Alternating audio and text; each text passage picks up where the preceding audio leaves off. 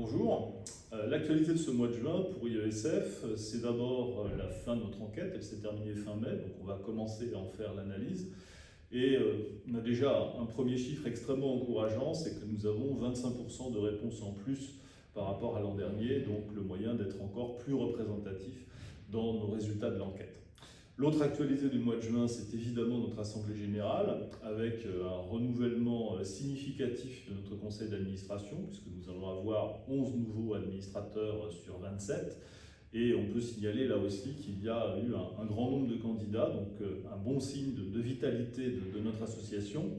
Et puis, sans spoiler, sans dévoiler à l'avance ce que sont les résultats, pour ceux qui n'aiment pas les anglicismes, on peut penser que ces résultats ils vont se traduire aussi par un rajeunissement très significatif de notre conseil d'administration. Et puis le mois de juin, c'est aussi les élections européennes, donc c'est l'occasion de s'interroger sur ce qu'est le rôle de l'ingénieur dans cette Europe.